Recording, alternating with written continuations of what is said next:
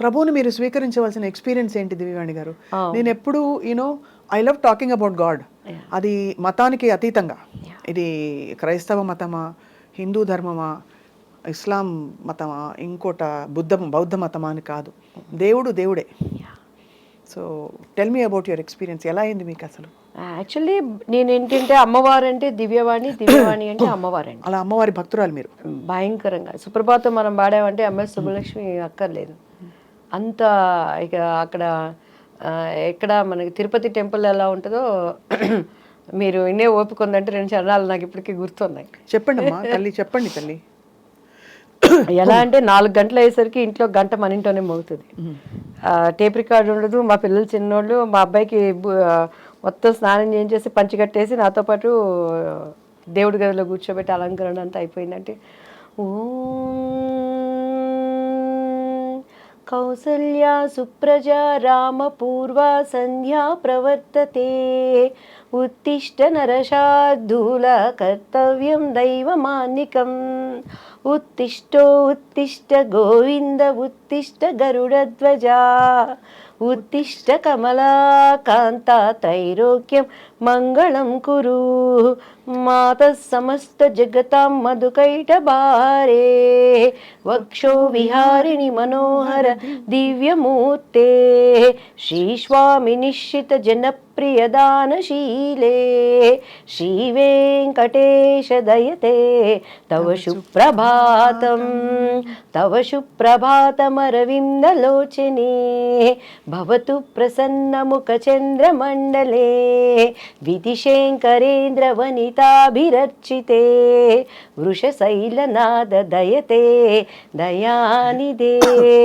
కమలాకుచ చూచుక కుంకుమతో నియతారుణితాతుల నీలతనో కమలాయతలోచన లోకపతే విజయీ భవ వెంకట శైలపతే సచతుర్ముఖ షణ్ముఖ పంచముఖ ప్రముఖాఖిల దైవతమౌళిమణే శరణాగత వత్సల సారనిదే పరిపాలయ మాం వృషశైలపతే.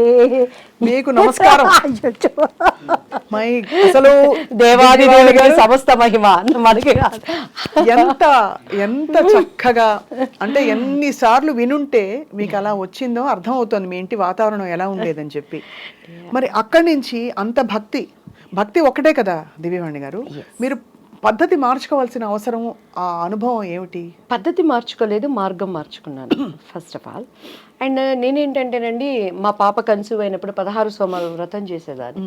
ఎలా అంటే పొద్దున్నే చన్నీళ్ళతో స్నానం చేసి పుట్ట మీదకి వెళ్ళి పుట్ట మీద నుంచి మట్టి తీసుకొచ్చి దానిని లింగం చేసి దాన్ని దాంట్లో పెట్టి వ్రత కథవంతా చదువుకొని ఉమ్ము కూడా మింగకుండా, నా కడుపుతో ఉన్న వాళ్ళకి ఆకలేసేది, మా పాప లోపల నుంచి ఇళ్ళ గీకేది, అలా కఠినంగా నేల మీద కూర్చొని నేను ಪೂಜೆಲ್ಲ ಅಂತ ದೀನಿಗೆ ఉండేదాన్ని. ನಮ್ಮ ಆಡಪಡಿಸಲು అయితే ಪೂಜೆ ಅಂತ ಮಾಡಿದ್ರೆ ದಿವ್ಯ ನೋಡ್ಕೊಂಡು ಕಳಿಯಬೇಕು, ಎಷ್ಟು ಚಂದ ಡೆಕೋರೇಟ್ ಮಾಡ್ತಾಳೋ ಪೂಜಾ రూమ్ ಎಲ್ಲ మా ఆడపడుచులు అంతా అనమాట. సో అలా టైంలో ఒకసారి నేను పుట్ట మీద నుంచి మట్టి తీసుకొని వచ్చేటప్పుడు మా మంజు అని మా పని అబ్బాయి ఉండేవాడు పక్కన, నాకు హెల్పర్. పుట్ట దగ్గరికి వెళ్ళాలంటే భయం వేసేది. మధ్య భయ అయితే కణ నేను తగ్గోబా మన్ను అనేదాన్ని. బన్నీ అక్క అనేవాడు. అంటే ఆ మట్టి మీద చేసినప్పుడు పాము ఎక్కడ వచ్చిద్దో, నన్ను ఎక్కడ గరిసిద్దో అని భయపడితే ఆ పుట్ట మీద మట్టి తీసుకునేదాన్ని. ఒకరోజు మా ఇంట్లో అప్పటి సౌదీ అని చెప్పని కర్ణాటకలో అంతా బచ్మనే అంటారండి, బాత్రూంలోనే రాగి కాగుంటుంది, 24 hours నీళ్ళు కాగుతూనే ఉంటాయి. ఆ కట్టెలు పైనుంచి తీసేటప్పుడు ఇంత పెద్ద కట్లబాబు పడింది కింద. నేను వణికిపోయి పరిగెత్తి దానిని కట్టి తీసుకొని కొడతా ఉన్నాడు. ఎవరు? ఆ పిల్లోడు మంజు. నాకు అప్పుడు పాము దేవుడు కదా, పాము దేవుడు కనిపిస్తే ఇప్పుడు స్వప్న గారు రాగానే నాకు ఒక బ్యూటిఫుల్ హగ్ ఇచ్చారు. ఎంత ప్రేమ అంటే ఆ కౌగిలింతలో ఇష్టం, ప్రేమ. ఒక మనిషికి మనిషి ఎంత ఇష్టం ఉంటే దేవుడు కనిపిస్తే నేను వాటేసుకోవాలి కదా, నేను హక్ చేసుకోవాలి కదా. ఆ దేవుడి కోసమే కదా మనం పూజలు చేస్తున్నాం. మరి పాము నేను హక్ చేసుకోవాలి కదా. ప్రతి మనం ఆరాధించే వాటికి పాము సింబల్ ఉంటుంది కదా. ఎందుకు పామును కొడుతున్నాం? దేవుడు వచ్చాడు కదా, దేవుడిని ఎందుకు హక్ చేసుకోలేకపోయానని ఒక ఆలోచన వచ్చింది. ఏమోలే, మన పితరులు చెప్పారు మనం చేయాలి అనుకొని అలానే వినాయక చతుర్దశి వచ్చినప్పుడు మా బాబుకి చక్కగా పంచి కట్టి నగలన్నీ వేసి వాడికి కూడా ఉండ్రాలు వేసేదాన్ని. ఒకరోజు మా ఇంట్లో ఎలుక వచ్చిందండి. ఎలుక వచ్చినప్పుడు ఎలుకలు అంటే మా వారు చాలా, ఆయన ఎట్లా అంటే అసలు ఫుడ్ దగ్గర బళ్ళు వచ్చినాయి హల్లి బందిదే సాయిస్ పూడి అంటారు. చాలా నీట్నెస్, డిసిప్లైన్, చాలా కేర్ఫుల్ ఉంటారు అన్నిట్లో. ఆ ఎలికని చంపడానికి నేను బండి కష్టం నాకే తెలుసు స్వప్న గారు. ఎలికలు బోన్ తీసుకొచ్చి పొద్దున్నే ఎలికని చూస్తున్నప్పుడు రేపు పొద్దున్న వినాయక చవితి చూస్తే వినాయకుడి దగ్గర ఎలిక. ఇదేంటి, ఎలుక కూడా దేవుడి రూపమే కదా, ఈ ఎలికని ఎందుకు చంపేస్తున్నాను నేను, దీనివల్ల ప్లేగ్ వ్యాధి ఏంటి, అట్లా తెలియని ఒక ఆలోచనలు నాలో ఉండేవి. సో ఎప్పుడైతే మా బాబు మీద ఈ చేతబడులు చీకటి శక్తులని ప్రయోగించారో, when I start read Bible, పరిశుద్ధ గ్రంథం, ప్రపంచంలో చాలా ఉన్నాయి. ఎవరిచ్చారు అసలు మీకు మా గ్రంథం? ఇప్పుడు గ్రంథం ఎవరిచ్చారంటే మా బాబు చదువుకునే స్కూల్ టీచరు సెయింట్ జోసెఫ్లో Nirmala aunty, she's a believer. ఆమె నాకు బైబిల్ గురించి ఇచ్చి, దివ్య నువ్వు క్రీస్తు దగ్గరికి రా, నీ బాబుకి పరిపూర్ణంగా విడుదల ఇస్తుందని బైబిల్ ఇస్తే, నాకేం తెలుసండి, మా ఇంట్లో నాకు ఇప్పటికీ నా స్కూల్ బుక్స్ అన్నిటికీ అన్ని పండుగలు వచ్చినాయంటే వాళ్ళకి పసుపు పెట్టి మధ్యలో కుంకుమ పెట్టి సరస్వతి చదువు బాగా రావాలని చెప్పని బైబిల్ కూడా అక్కడ తీసుకెళ్ళి పెట్టి దానికి కూడా పసుపు కుంకుమ పెట్టి గంట కొట్టి హారతిచ్చి చదవడం వచ్చేది కాదు. నేను ఎప్పుడు రామాయణం, భాగవతం, భారతం ఇవన్నీ వినటమే కానీ అంత టైం ఎక్కడ ఉండేది చదువుకోవటానికి. పెద్దవాళ్ళు చెప్తే వినటం, నేను ఎప్పుడు చదవలేదు బైబిల్ని. సో ఫస్ట్ టైం నాకేదో దీన్ని చదువు అని ఒక ప్రేరణ వచ్చినప్పుడు, నేను ఆ ఆంటీ ఇచ్చింది తీసినప్పుడు ఫస్ట్ నాకు ఏం అర్థం కాలేదు. భూమి ఆకాశం శూన్యంలో నుంచి వచ్చింది, ఒక పేజీ అది చదివే ఏం అర్థం కావట్లేదు, ఏం చదవాలి, మూసిపెట్టేశాను, దండం పెట్టుకున్నాను. మనకు ముచ్చటగా ఏది చేసినా 3 సార్లు చేయాలి. సో ఏంటి బైబుల్, ఎందుకు నేను చదవాలి, నువ్వు నాతో ఏం మాట్లాడతావు దేవుడు యేసయ్య అని నేను దండం పెట్టుకొని ప్రేయర్ చేసినప్పుడు, మీరు నమ్మరు స్వప్న గారు, 3 times అంత పెద్ద పరిశుద్ధ గ్రంథంలో ఒకటేసారి ఒకటే వాక్యం వచ్చింది, తూర్పు పడమర ఉత్తర దక్షిణ నువ్వు ఎటు వెళ్ళినా కూడా నా సన్నిధి నీతో ఉంటుంది. ఆ మాటకి నాకు అర్థం తెలియదు, ఇప్పుడు నేను దాన్ని అనుభవిస్తున్నానండి. వరల్డ్ వైజ్ నేను ఎక్కడికి వెళ్ళినా కూడా గాడ్ ప్రెసెన్స్ ఏంటి, దేవుడు కార్యాలు ఎలా ఉంటాయని. ఆ తర్వాత బైబిల్ చదవటం, నేను పడిన ఒక మంచి చర్చ్ చెన్నైలో జైపాల్ గారు అని చెప్పని, రక్షణ అంటే ఏంటి, అసలు మత మార్పిడి అనే వాళ్ళని, దాన్ని అంగీకరిస్తున్నటువంటి దేవుడిని అంగీకరించిన వాళ్ళని చాలా వాళ్ళకి తెలియచెప్పాల్సింది. ఎక్కడ ఆయన నేను మతం అని చెప్పలేదు.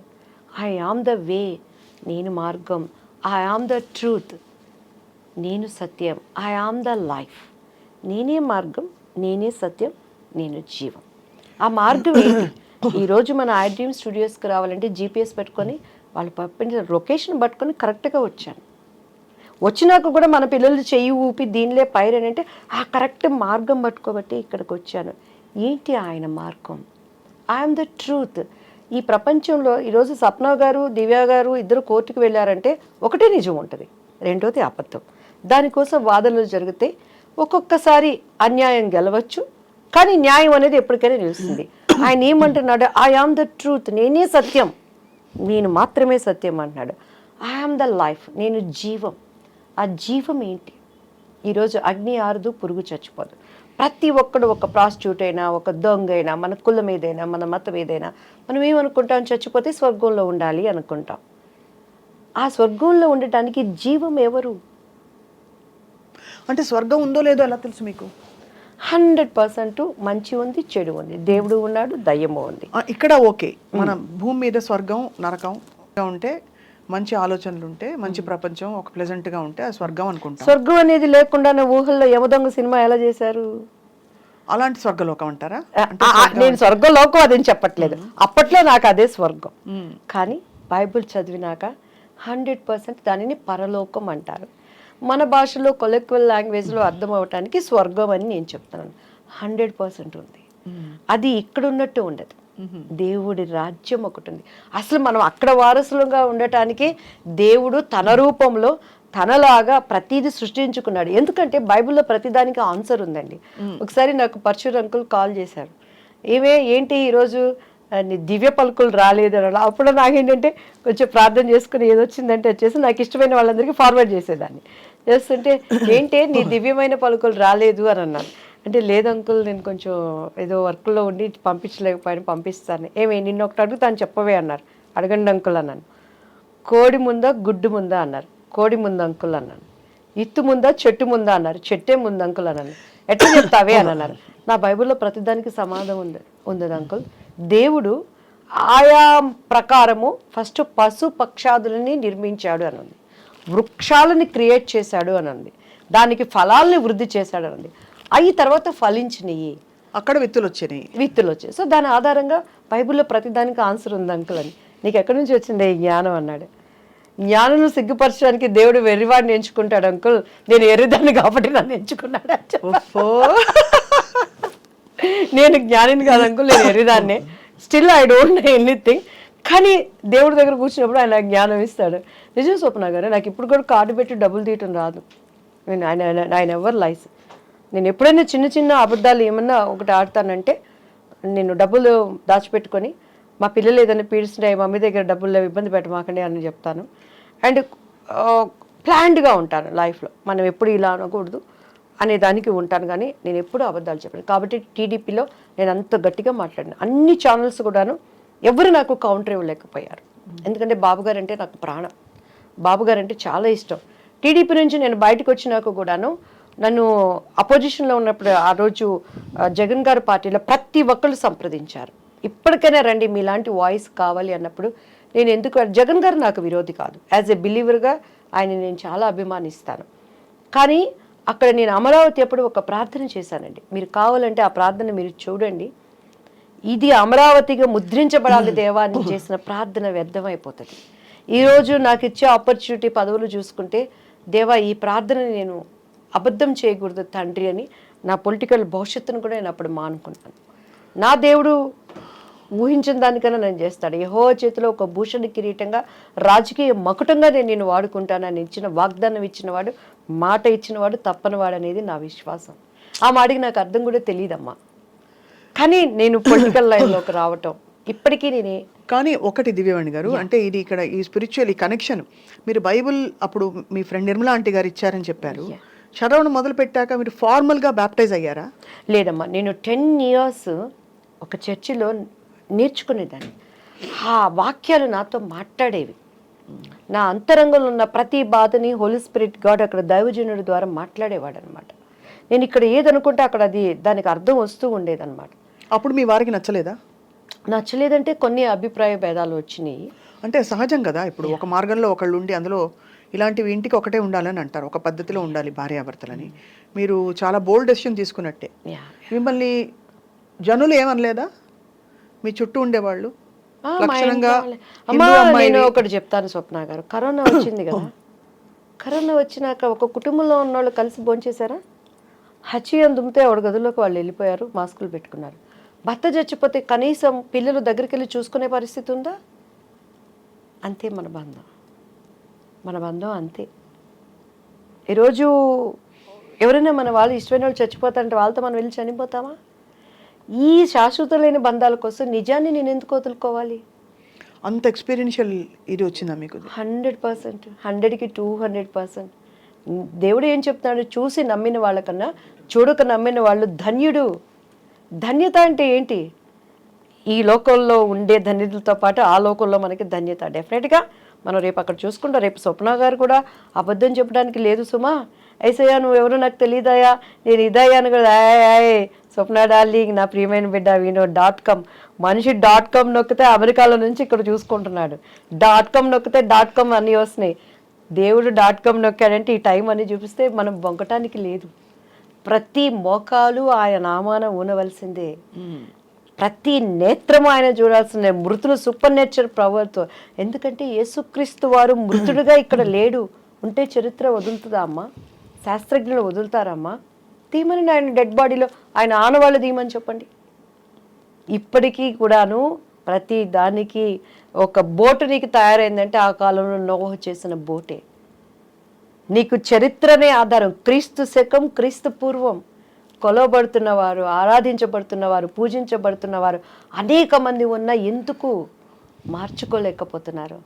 పరిశుద్ధ గ్రంథం, హృదయ శుద్ధి కలవారు ధన్యులు, వాళ్ళు మాత్రమే దేవుని చూస్తాడు. ఈ గ్రంథము పేరే పరిశుద్ధ గ్రంథం. హోలీ, పరిశుద్ధత, cleanliness. Without clean you can't see the god. ఏ గ్రంథానికి ఆ పేరు ఉంది? అండ్ ఆయన ఒక చరిత్ర, హిస్టరీ హిజ్ స్టోరీ, హిస్టరీ. యేసుక్రీస్తు వారి స్టోరీ, హిస్టరీ, చరిత్ర. అఫ్ కోర్స్ మీకైన అనుభవాలు తప్పకుండా దివ్యవాణి గారు మిమ్మల్ని ఇటువైపుకు తీసుకొచ్చిన తర్వాత మీ జీవితంలో కుటుంబం విషయంలో ఇలా కొంచెం అయినప్పటికీ మీరు భయపడకుండా ముందరకెళ్ళారు మీరు అనుకున్న మార్గంలో. తర్వాత ఏం జరిగింది? మీకు ఏ విధమైన చాలా అమ్మ, మా బాబు విషయంలో డే బై డే ఇంప్రూవ్. అసలు ఇప్పుడు ఎలా ఉన్నారు బాబు? నాకు మీకు యాక్చువల్లీ చెప్తే నమ్మశక్యం కానివి, కానీ నాకు థైరాయిడ్తో చాలా వెయిట్ వేసాను అప్పుడు. ఈ విచ్ క్రాఫ్ట్స్ అవన్నీ నా మీద కూడా ఉండి నా టీఆర్ ప్రైస్ నా వెనకటి రూపాయలు నాకు ఇచ్చింది. నా బాబుకి చాలా ఎలా అంటే నా బాబు నాకు లేడు అని. విచ్ క్రాఫ్ట్ చేశారు ఎవరు మీ మీద? మా హస్బెండ్ చేశారా? హస్బెండ్ వాళ్ళ? హస్బెండ్ సైడ్ వాళ్ళు మేబీ, ఐ డోంట్ నో. ఎందుకు చేసి ఉంటారు? ప్రాపర్టీస్, వేరే లాంగ్వేజ్ నుంచి వచ్చిన అమ్మాయి ఉంటాయి కదండి, చాలా జెల్సీ మైండ్లు. అందరూ మంచితనం జరిగిందా బాబోయ్? ఎస్పెషలీ నా బిడ్డ రేపు వారసుడు అక్కడ. ఇప్పటికీ కూడా నేను ఇంకా ఫైట్ చేస్తున్నాను. సో అలాంటి టైంలో మా కుటుంబీకులు ప్రేమనంతా మా ఇంట్లో మా అన్నయ్య వాళ్ళు గృహప్రవేశాల కంటే కూడా నన్ను పిలిచేవాళ్ళు కాదు. ఇక్కడికి వచ్చిన యేసుక్రీస్తు అంటుంది అని చెప్పని. సో అట్లా బంధువులు, దేవుడు ఏంటంటేనండి, అంటే నేను ఎవరిని విమర్శించట్లేదు సుమా. అండ్ ఇప్పుడున్నటువంటి నా తోటి సహోదరులు సహోదరులు వాళ్ళు ఏ కులమైన ఏ మతమైన, భారతదేశము నా మాతృభూమి, భారతీయులందరూ నా సహోదరులు. ప్రతి ఒక్కరిని నేను విలువనిస్తాను, గౌరవిస్తాను. ఓపికతో వాళ్ళు నిజాన్ని తెలుసుకోవాలని ప్రార్థన మాత్రమే చేసుకుంటాను. కానీ నేను ఎవరిని ఎప్పుడు క్రిటిసైజ్ చేయనండి. చాలా నేను వాళ్ళ విలువనిచ్చి చాలా వాటిని అటెండ్ అయింది కూడా నేను ఉన్నది. అయితే ఇక్కడ నా అనుభవం, మీరు ఎన్నో ఇంటర్వ్యూస్ చేస్తుంటారు, ఇంత బోల్డ్గా లేదు దివ్య అన్నారు. ఎవరైనా ఈ మాట మీరు అనగలిగారా? ఎంతోమంది దేవుళ్ళు చూశాను. ఈ నిజాన్ని, ఈ కనెక్టివ్ని నేను గ్రహించుకున్నాను. ఎందుకంటే ఈ కళ్ళతో చూస్తే మీకు క్రీస్తు అర్థం కాడమ్మా. మనసుకున్నటువంటి ఒక మనోనేత్రం తెరవబడాలి, అప్పుడు మాత్రమే ఆయన అర్థమవుతాడు. నేను ఆ స్థితికి రావడానికి చాలామంది నా గురించి ప్రైజ్ చేసిన వాళ్ళు ఉన్నారు. ఎందుకంటే ఎప్పుడైనా యేసయ్య గురించి ఎవరైనా చెప్తానికి వస్తే, అబ్బా వీళ్ళు వచ్చారు మళ్ళీ బుర్ర తింటారు అని ఇంట్లో నేను కూర్చొని తలుపులు వేసేసుకొని లేనని చెప్పించిన సందర్భాలు వేవేలు కోళ్ళలు ఉన్నాయన్నమాట. కానీ దేవుడు 10 సంవత్సరాల పిచ్చిదానిలాగా ఇది నిజం అని పరిగెత్తిన సందర్భాలు కూడా అనేకం ఉన్నాయి. కానీ చాలా డిస్టర్బెన్సెస్ లైఫ్లో. ఎందుకంటే ఈరోజు ప్రతి ఒక్కరు క్రిస్మస్ చేసుకుంటారు, ప్రపంచం అంతా చేసుకుంటుంది, తెలిసిన వాళ్ళు తెలియని వాళ్ళు. ఆ రోజు మనం చూస్తే కన్య మరియా అంటారు. షీఈ్ వర్జిన్కి ఎలా గర్భం వచ్చింది? హోలీ స్పిరిట్తో. మీరు యేసుక్రీస్తు వారి డిఎన్ఏ ఇప్పటికీ కూడా ఆయనను సిలువ వేసినప్పుడు ఒక రక్తపు చుక్క అక్కడ పడిన ఆ నమూనాలు తీసుకుని శాస్త్రజ్ఞులు చేస్తే వాటిలో జీవకణాలు ఉన్నాయట. ఒక రక్తం పడితే గడ్డగడిపోతుంది, అది వెళ్ళిపోతుంది, దాంట్లో జీవకణాలు ఉండవు. It's truth. ఆ జీవకణాల డిఎన్ఏని చూస్తే మేల్ దాంట్లో ఆనవాళ్ళు లేవు, స్త్రీ మూలాలు అందులో ఉన్నాయి, స్త్రీ సంతతి. ఆయన 4 fathers అంతా మనం తీసుకుంటే ఆమె గర్భం ధరించినప్పుడు ఆమె ఎక్కడ సంతోషంగా లేదమ్మా. ఆమెను ఎవరు తీసుకెళ్ళి శ్రీమంతాలు చేయలేదు, మా ఇంట్లో ఉండనలేదు. అప్పట్లో ఎంగేజ్మెంట్ అయింది వాళ్ళిద్దరికి. భర్త ఆమెను ముట్టుకోలేదు, కానీ గర్భం వచ్చింది.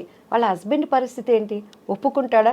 ఎన్ని అనుమానాలు. ఆయనంట రహస్యంగా ఆమెను విడరాడాలని చూశాడట. అంటే ఎవరికి చెప్పకుండా ఆమెకి ఎట్లా వచ్చిందో కడుపు. అప్పటిలో ఆచార ప్రకారం రాళ్లతో కొట్టి కొట్టి కొట్టి కొట్టి చంపారు ఆ స్త్రీ. మధ్య నెట్ఫ్లిక్స్ సినిమా కూడా వచ్చింది, చూసారా? సో అటువంటి స్థితిలో దేవుడు నా దగ్గర ఉన్నాడు అని చెప్పని గర్భంలో మోస్తున్న ఆమెకి మెప్పులు రాలేదు, సంతోషము రాలేదు, ఆదరణ లేదు. ఆ రోజు కన్య గర్భాలలో ఉన్న స్త్రీని ఈరోజు మన హృదయంలో మనం మోసేటప్పుడు మెప్పులు రావు, సంతోషాలు ఉండవు, సమాధానం అంతకన్నా. క్రైస్తవుడి జీవితం అంటే వడ్డించిన విస్తరి కాదు, కష్టమైన జీవితం అంటారు, కత్తి మీద సాము. కానీ మిమ్మల్ని క్రిటిసైజ్ చేశారా దివ్యవాణి గారు? సినిమా ఇండస్ట్రీ సభ్యులు. కానీ దేవుని మహాకృపమ్మ, టీడీపీ పార్టీలో ప్రతి ఒక్కళ్ళు నా దగ్గరకు వచ్చి ప్రార్థన చేయించుకునేవాళ్ళు. అది ఓకే అంటే అలా చేయించుకోవడం, బట్ క్రిటిసైజ్ ఏమో నా ముందుకు వచ్చి ఎవరు చేయరు కదమ్మా స్వప్న గారు. నా ముందుకు వచ్చి ఎవరు చేయరు. నా కుటుంబీకులు అనేవాళ్ళు, నువ్వు అంతా ఓవర్ చేస్తున్నావు, అతి చేస్తున్నావు, నీకు ఎందుకే అని చెప్పనేవాళ్ళు. ఏంది అతి? లవ్ చేసుకునే మెసేజ్లు పంపించుకునేటప్పుడు అతి లేదు, తినటానికి అతి లేదు, సంపాదనకు అతి లేదు, అక్రమంగా పోవడానికి అతి లేదు. దేవుడి దగ్గర అతి ఏంటి? నాకు ఇష్టమైంది నన్ను వదిలేయండి అనేదాన్ని. అట్లా బ్యూటిఫుల్. మీ ఎక్స్పీరియన్స్ మీరు షేర్ చేసుకున్నందుకు first of all thank you so much. మీకు కూడా అమ్మా. ఎందుకంటే ఇది అత్యంత మనసుకి సంబంధించిన ఎక్స్పీరియన్స్. అయితే దేవుడితో అనుబంధం అంటే ఎలా అయినా సరే, అది ఎవరైనా వచ్చి నేను శ్రీకృష్ణుడి చూశానని వాళ్ళు చెప్పినా, లేకపోతే మరో విధమైన ఎక్స్పీరియన్స్ అయింది, నాకు ఒక మిరకల్ జరిగింది చెప్పినా, మీరు ఇప్పుడు చెప్పిన చాలా ఆర్ద్రతతో, చాలా ఒక సంతోషంతో షేర్ చేసుకున్నది, it is a beautiful thing. ఒక్కటే స్వప్న గారు, ఇప్పుడు నేను వచ్చాను, పొరపాటున ఇక్కడ ఏమో నల్లగా మసి అయింది. ఈ మసి పోవాలంటే ఏం చేయాలి? మసి పెట్టి రుద్దితే మసిపోతుందా? నీళ్లతో కడగాలి, సబ్బేసి కడగాలి. సో మనలో ఉన్న పాపం పోవాలంటే పాపం లేనివాడు కావాలి. అవును, పాపం లేనివాడు ఎవరు ఈ లోకంలో? యేసుక్రీస్తు వారు ఎవరి రాజ్యాలన్నా తీసుకున్నారా? ఎవరి భార్యలన్నా ముట్టుకున్నారా? లేకపోతే ఆయన ఎవరినన్నా కొట్టారా? ఏమన్నా ఆయనలో ఒక్క పాపం చూపించింది. ఆయన సిలువ వేసిన పొంతు పిలాతి కూడా ఆ రోజు గవర్నర్ ఆయన ఇచ్చిన స్టేట్మెంట్ చేతులు కడుక్కొని, ఈ నీతిమంతుల్లో ఏ దోషము లేదు, ఆయన అక్కడ క్లియర్ అయిపోయాడు దేవుని సన్నిధిలో. ఆయన పక్కన ఉన్న దొంగ కూడా ఆయన్ని ట్రస్ట్ చేశాడు. నీ చిత్తం అయితే నీ రాజ్యంలో నన్ను జ్ఞాపకం చేసుకోయా అని అన్నాడు. సో నమ్మకం, ట్రస్ట్, మన విశ్వాసం లేకుండా ఆయనకి ఇష్టలుగా ఉండటం అసాధ్యం. నేను నమ్మాను, ఎందుకంటే ఆ చర్చికి వెళ్తున్నప్పుడు చాలా మొండిదాన్ని. నేను అడిగాను ఆయన్ని, ఎందుకండి నేను చేసుకునేటప్పుడు కూడా నాకు ఆశ్చర్యాలు అద్భుతాలు జరిగినాయి కదా, ఎందుకు రక్షణ ఏంటి? అసలు మత మార్పిడి అని ఎవరు చెప్పాడు? ఈరోజు మత మార్పిడి అంటారు. 6 నెలల పసిబిడ్డకి మీరు పాలు తాగించగలరా స్వప్న గారు? మా బాబు 6 నెలల పిల్లోడప్పుడు తొందరగా లావు అవ్వాలని తొందరగా పాలు తాగించేదాన్ని. వాడు బొగ్గను పెట్టుకుని పుసుక్కను ఊసేవాడు. తాగు పాలు తాగు అనేదాన్ని. 6 నెలల పసిబిడ్డకే నువ్వు పాలు తాగించిన అవుకేండి? మతాన్ని ఎలా మారుస్తావు? నేను హిందూ, నా సంప్రదాయం కట్టు బొట్టు నాది నేచరు, నేను ఇక్కడ పుట్టాను, ఈ నేటివ్. నన్ను హిందూ కాదనడానికి ఎవరికి రైట్స్ ఉంది? I'm Christ believer. గవర్నమెంట్ ఇచ్చే పథకాల కోసం నేను ఆశపడలేదు. ఈరోజు అదే కదా ఇప్పుడు సుప్రీంకోర్టులో జరుగుతున్నది. నా దేవుడు నాకు పోషించుకునేవాడు. అంటే మీరేమంటారు, మతం పుట్టుకతో ఉండే మతం ఉంటుంది, బట్ మన నమ్మకం అందంటారా? నేను మతం కాదు, నా కులము అనేది దేవుడికి కూడా ఉన్నది. ఆయన యూదుడు అనేది అప్పట్లో వాళ్ళ కులం. అది నేను పుట్టింది కమ్మ కులం, నా కులం కమ్మ కులం. నేను క్రీస్తు విశ్వాసిని, ఆయన మార్గాన్ని నేను ఎంచుకున్నాను. బట్ మీరు హైందవ ధర్మంలో ఉన్నారా? అంటే హైందవ ధర్మము, మీరు హిందూని అన్నారు కదా, ఇప్పుడు హిందూ అంటే హైందవ ధర్మమేనా? భారతదేశంలో పుట్టినాడు ప్రతి ఒక్కడు హిందువే. హిందూ అని చూసుకుంటే అవును, అందరూ హిందువులమే. మరి ఎందుకు మన రాజ్యాంగాల ప్రకారం చదువుకునే పుస్తకంలో భారతదేశం నా మాతృభూమి, భారతీయులందు నా సహోదరులు ఎందుకు? అది కొట్టేయండి. మేమంతా హైందవులు మాత్రమే సహోదరులు, మైనారిటీలు మాత్రమే సహోదరులు, ఎవరు రిలీజన్ కాళ్ళని పెట్టుకోండి, గొడవే ఉండదు. తప్పండి అది. ఒక వ్యక్తి కనెక్టివ్ అయినప్పుడు దాన్ని గౌరవించాలి. నువ్వు ముస్లిం, నువ్వు కనెక్ట్ అయ్యా, గౌరవిస్తాను. నేను ఇదైనప్పుడు నాకు చెప్పడం నా ధర్మం. వినకపోతే నీ ఇష్టం. కరోనాకి ఎన్ని మందులు వచ్చినాయండి? వ్యాక్సిన్ పాటు ఇప్పుడు కూడా చాలా మంది గొప్ప హీరోలు, శివరాజ్ కుమార్ గారు కానీ, మిథున్ రెడ్డి గారు కానీ, కొంతమంది దానివల్ల అప్సెట్ అయ్యారు. కొంతమంది ఆయుర్వేదం వాడారు, కొంతమంది హోమియో వాడారు. ఎవరి విశ్వాసం వాళ్ళది. చెప్తున్నాను నేను ఈరోజు. స్వప్న నమ్మితే ధన్యులు, నమ్మకపోతే మన ఇష్టం. అది మనం బలవంతం పెట్టలేదు నిన్ను రమ్మని. నన్ను ఎవ్వడు బలవంతం పెడితే నేనే క్యాండిడేటా? అస్సలు కాదు. ఇప్పుడైతే దివ్యవాణి గారు ఫైర్ బ్రాండ్. దివ్యవాణి గారు అంటే ఫ్లవర్ కాదు, ఫైర్. ఇప్పుడు పుష్ప అంటే అదే. సో ఈ క్రమంలో మీ బెస్ట్ ఫ్రెండ్స్ ఎవరయ్యారు? నాకు అసలు ఫ్రెండ్స్ లేరు స్వప్న గారు. ఆమని గారు ఆఫ్ కోర్స్ మీకు అంటే కొలీగ్. ఇప్పుడు నేను నిజంగా ఫ్రెండ్స్ చేసుకుంటున్నాను అందరినీ. ఎందుకంటే స్కూల్ డేస్ లో ఫ్రెండ్స్ లేకుండా పోయారు. అదే అన్యాయం కదా. మ్యారేజ్ డేస్ లో ఫ్రెండ్స్ లేకుండా పోయారు. నా కుటుంబీకులు మొత్తం నన్ను బాయిలో కప్పలాగా చేసి పెట్టేశారు. ఇప్పుడు నాకు రేఖ అని నా బెస్ట్ ఫ్రెండ్. అండ్ తను నాకు అనుకోకుండా పరిచయం అయింది, నాకు అమ్మలాగా అన్ని. అండ్ ఇవాళ నుంచి స్వప్న గారు నా బెస్ట్ ఫ్రెండ్. నా కష్టమున్నా, నా సుఖమున్నా, ఏమున్నా స్వప్న గారు బుర్ర తినేస్తాను నేను. అండ్ తర్వాత కొంతమంది నాకు మంచి స్నేహితులు ఉన్నారు. బట్ ఎవరు ఫ్రెండ్స్ అవ్వలేదా? నేను ఇప్పుడు బయటకు వెళ్ళలేదు స్వప్న గారు. అంటే మామూలు ఫ్రెండ్స్ అవుతారు కదా, కొలీగ్స్. భానుప్రియ గారు మీరు కలిసి నేర్చుకున్నారు. భానుప్రియ హాయ్ బాయ్ అంతే, హాయ్ బాయ్. కాంపిటీషన్ ఉండేది అప్పుడు బాగా, జలసీ కాంపిటీషన్. ఎప్పుడు లేదు, నేను అసలు ఎప్పుడు ఎవరి మీద జలసీ పడలేదు. మీ మీద ఎవరైనా జలసీ పడి ఉంటారా? మేమే అయి ఉండొచ్చు. ఎందుకంటే స్వప్న గారు ఏంది ఉపయోగం దానివల్ల? ఎవరికి ఉండేది వాళ్ళకు ఉంటుంది. ఏముంది, మీరు అసలు నాకు ఫస్ట్ అసలు నా ఫ్యూజ్ ఎగిరిపోయింది ఏంటంటే, అవకాశాలు వస్తున్నాయి కానీ అక్కడ దాకా వచ్చి ఏదో ఈ పిచ్చి పిచ్చి వీటి వల్ల, పరిస్థితుల వల్ల మీకు వెనక్కి వెళ్ళిపోయాయి. దాన్ని తట్టుకోవడం చాలా కష్టం. You have to really believe in your. ఎందుకంటే నేను దాని మీద ఆశ పెట్టుకోలేదు కాబట్టి నాకు బాధ అనిపించింది. అంతే. నేను ఆశతో వచ్చి ప్రయత్నం చేయలేదు. అందరిలాగా అందం ఆకలి కట్టుకుని నేను ఇండస్ట్రీలో అయిపోవాలని నాకు తెలియలేదు. కానీ ఇప్పుడు దాని విలువ తెలుస్తుంది. ఆ పెళ్లి పుస్తకం అనేది సీఎంల పక్కన ఉన్న, పిఎంల పక్కన వచ్చి సెల్ఫీ దివ్యవాణి గారు అన్నారు. ఓహో, ఆ సినిమాని కదా నన్ను ఈరోజు ఇంత నాకు ఒక రికగ్నైజ్.